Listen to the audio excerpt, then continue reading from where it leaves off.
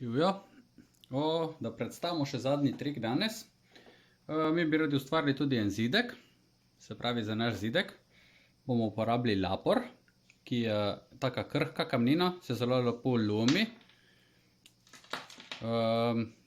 Lahko bi uporabili kakršenkoli kamen, sam kar dobimo v naravi je bolj trdo od laporja. In ga ne moramo lomiti oziroma ga težje oblikujemo, bi ga mogli prav imeti ta prava kladivca, da bi lahko malo razbijali pa ustvarjali. Pa drugače se da narediti tudi zelo lepa zidka, recimo z kraškega apnenca. V našem primeri bomo vzeli kar lapor, ki je, ki tvori taka lepa oblika in lahko lažje sestavimo naš zid. Se pravi, v gozdu srečamo tudi kakšen zidek. Če gremo na jaseljca, jih pa imamo lahko prav dosti. Zdaj se pravi, mi bomo vzeli eno deščico in na njej bomo tu oblikovali. Vse skupaj bomo lepili kar spet z vročim lepilom. Lahko bi pa tudi uporabili fasadno lepilo ali pa kaj podobnega, ki je bolj trdno. Se pravi, mi bomo tukaj naredili en tak malo bolj polkrožen zidek. Oblika se lahko ravna, lahko okrogla, lahko delate karkoli, lahko naredite iz tega tudi, če ste vodnjak. Se pravi, bomo kar preprosto si postavili prvo eno stvar, eno kompozicijo in pa bomo začeli dodajati kamenčka na vrh. Se pravi, to lepilo toliko zlepi, ni pa tu prav sigurno.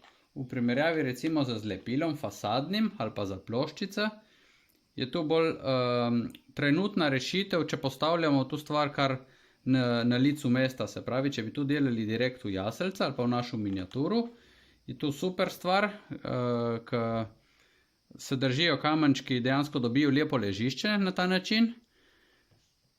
Če bi pa delali recimo da bi to lahko pol prenašali, se to bo tudi zadržalo in toliko skupaj. Malo manj hvišno je v primerjavi z lepilem, ne. Če bi delali pa to recimo s fasadnim, pa lahko tu rata v bistvu ena cela kompozicija in lahko prenašamo, kakor se nam zdi, naprej in nazaj. Lahko shranimo za drugo leto, uporabimo na drugem koncu, uporabimo, da sestavimo različne figure v jaseljcah.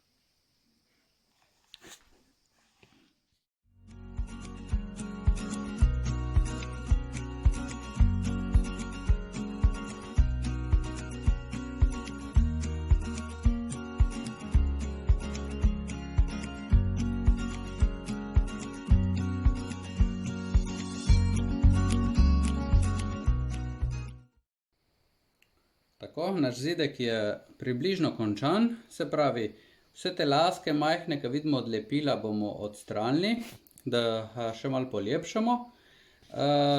Pri tem, pri zidanju takih zidkov moramo predvsem paziti na take linije. Tukaj so zloženi kamni eden ob drugem, temu se skušamo izogibati.